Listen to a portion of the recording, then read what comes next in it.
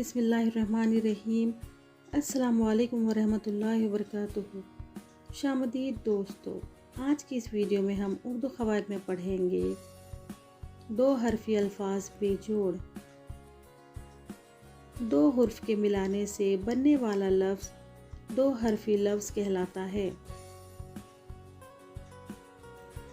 ऐसे अल्फाज जिसमें हुर्फ आपस में एक दूसरे से जुड़े हुए ना हो बेजोड़ अल्फाज कहलाते हैं।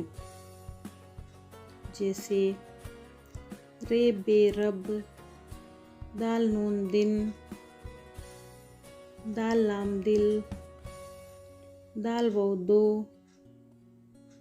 रे सीन रस, दाल फे दफ, दाल सीन दस वगैरह।